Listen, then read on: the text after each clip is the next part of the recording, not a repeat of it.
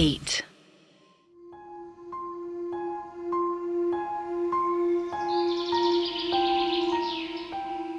एक बड़ा पेड़ जिसकी तने जमीन तक लटक रही थी।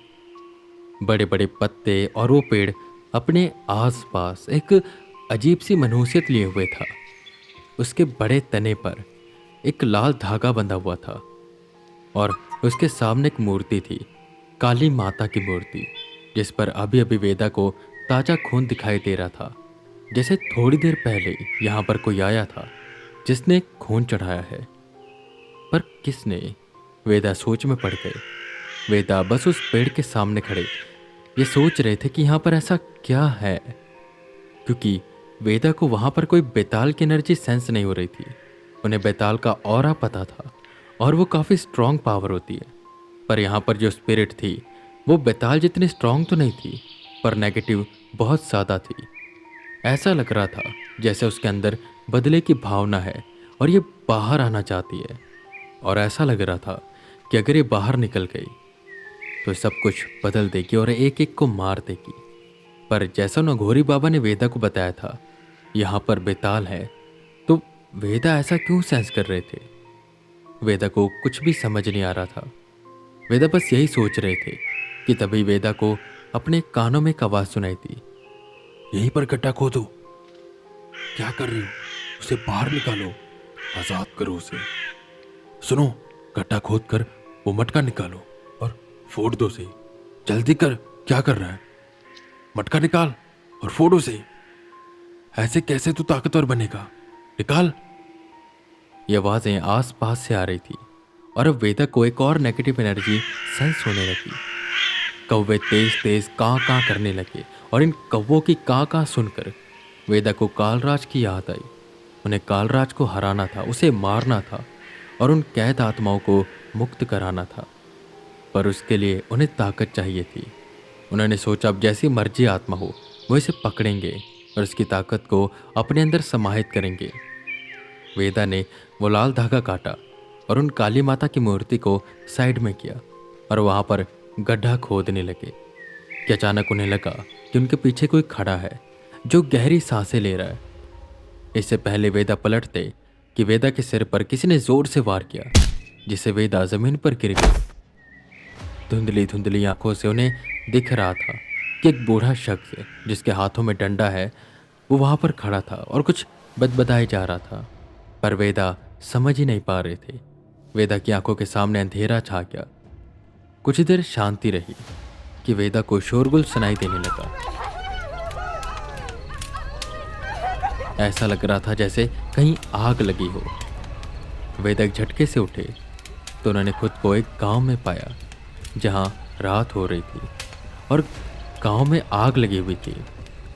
सब लोग यहाँ वहाँ भाग रहे थे कि तभी एक कोई शख्स घोड़े पर आता है और कहता है, जो जो अपना कर समय पर नहीं देगा उसके घर को जला दिया जाएगा, और किसी गांव के 5 घरों ने अगर कर समय पर नहीं दिया तो उसका भुगतान पूरा गांव भरेगा। और मुखिया, ये तेरी जिम्मेदारी थी जो तूने निभाई नहीं, अब भुगत, तेरा भी घर जलेगा। इतना बोल उसने मुखिया के घर में आग लगाई, जिस पर मुखिया गिड़गिड़ाने लगा, माफी मांगने लगा। पर वो घुड़सवार कुछ नहीं सुनता और चला जाता है। पूरी रात भर वो गांव चलता रहा और अगले दिन एक पंडित वहां पर आए जो काफी विद्वान लग रहे थे, और ना जाने क्यों वेदा उनका चेहरा देख ही नहीं पा रहे थे। उनके चेहरे पर एक अजीब सी काले रंग की पट्टी थी। वो पंडित जैसे ही आए आग बबूला हो गए। ये किसका काम है? ये जरूर उस निर्दयी राजा विक्रमजीत का काम है। मैंने संदेश भिजवाया था कि एक दिन के बाद सारा कर दे दिया जाएगा, पर उसने एक भी नहीं सुनी। उससे तो मैं खुद बात करने जाऊंगा, उसे समझाना पड़ेगा। इतना बोल वो पंडित वहां से चले गए और वेदा खड़े बस ये सोच रहे थे कि वो यहाँ पर कैसे आए और यहाँ पर कर क्या रहे हैं। ये सब उन्हें क्यों दिखाई दे रहा है कि तभी उनके मुंह पर पानी डाला गया और उन्हें होश में लाया गया। वेदा एकदम से उठे और यहाँ वहाँ देखने लगे तो एक तख्ते पर लेटे हुए थे और उनके आसपास काफ़ी लोग थे जो देखने में काफ़ी गुस्से में लग रहे थे।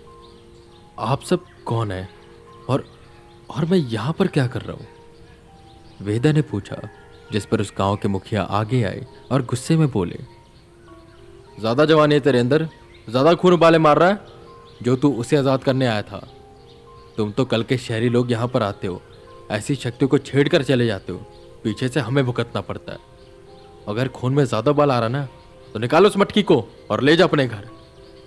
वेदा को कुछ भी समझ नहीं आ रहा था कि किस चीज़ की बात कर रहे हैं कि तभी वो चाय वाला आगे आता है और कहता है, अरे मुखिया जी, ये बैल मेरी टपरी पर आया था और बार बार उस रास्ते की ओर देख रहा था जहाँ पर वो पेड़ है। ये तो उस रास्ते पर जाने लगा। मैंने पकड़कर खींचा और बिठाकर समझाया, पूरी कहानी सुनाई, पर नहीं, इनके तो कीड़ा है जो निकल नहीं रहा।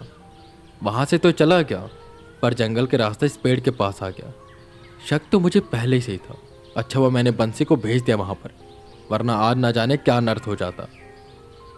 वेदा एकदम से उठे और बोले, तुम सब ने क्या लगा रखा है? झूठी कहानी पर फालतू बात बना रहे हो। वहाँ पर कोई पंडित की आत्मा नहीं है, बल्कि बेताल रहता है, और मुझे इस बेताल की ताकत चाहिए, इसलिए मैं यहाँ पर आया हूँ। जिस पर सब हंसने लगे और बोले, बेताल? बेताल यहाँ पर कैसे आएगा? वह पंडित की आत्मा है जो कई सालों से यहाँ पर कैद है, और तेरे जैसे ना जाने कितने हैं अब तक। कभी कोई कहता है यहाँ पर खजाना है, कभी कोई कहता है उनके पितर हैं। पता नहीं कौन तुम सबको बेवकूफ़ बनाता है, और तुम मुंह उठाकर यहाँ पर आ जाते हो। ये सुन वेदा की आंखें बड़ी हो गई।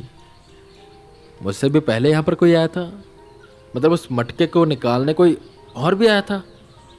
जिस पर वो टपरी वाला आगे आता है और कहता है, आया नहीं, बहुत से आए हैं। अभी 3-4 हफ्ते पहले की बात है। एक आदमी आया था, खोदने लगा उस जगह को। हमने पकड़ा तो कहता एक बड़े ज्ञानी बाबा मिले थे, बता रहे थे यहाँ पर खजाना है, तो उसे लेने आया है। वहीं पर कोई और आया था, कह रहा था उनके कोई गुरु हैं, बता रहे यहाँ पर उनके पितर हैं जो रुष्ट होकर बैठे हुए हैं, तो यहाँ पर अपने पितर को लेने आया था। पता नहीं कौन है ये लोग जो आ जाते हैं। और तुम तो अलग ही कहानी बता रहे हो, यहाँ पर बेताल रहता है। तुम्हें भी किसी बाबा ने बताया क्या? वेदा काफ़ी देर तक सोचते रहते हैं और कहते हैं, हाँ, प्रयागराज में एक अघोरी बाबा मिले तो थे, वो बता तो रहे थे कि यहाँ पर बेताल की आत्मा है। वेदा एकदम से चुप हुए और गहरी सोच में डूब गए। वो बाबा ने मुझसे झूठ बोला? शायद वो चाहते हैं कि शायद वो चाहते थे कि मैं इस आत्मा को मुक्त करा दूं, इसलिए अलग अलग लोगों को वो मिलते हैं अलग अलग रूपों में, और उनके मन मुताबिक कहानी बताकर यहाँ भेज देते हैं। जिसको पैसे चाहिए उसको खजाना, और जिसके पितर रुष्ट हैं उन्हें पितर का बहाना देकर। वो कोई आत्मा थी? अच्छा, इसीलिए सूरज के होते हुए उन्होंने अपनी आंखें नहीं खोली, और रात होते ही आंखें खोली और तुरंत मुझे यहाँ का बताकर गायब हो गए। अच्छा ढोंग रचा था, मुझे बेवकूफ़ बना दिया। वेदा हल्का सा मुस्कुराए। देखो, इतना बड़ा बेशरम है। एक तो हमें संकट में डालने आया था, ऊपर से बैठा मुस्कुरा रहा है। भाई, दिमागी हालत तो ठीक है ना तेरी? मुखिया जी ने कहा कि इतनी देर में जहाँ तेज धूप थी, बादल आ गए और हवाएं तेज चलने लगी। ऐसा लगने लगा कि तूफान आने वाला है। सब समझ गए कि कुछ हुआ है। उतनी देर में मनोहर भागते हुए आया। अरे मुखिया जी, एक पागल ने उस जगह को खोद दिया और मटके को निकाल के फोड़ दिया। उसकी लाश वहीं पर लटक रही है।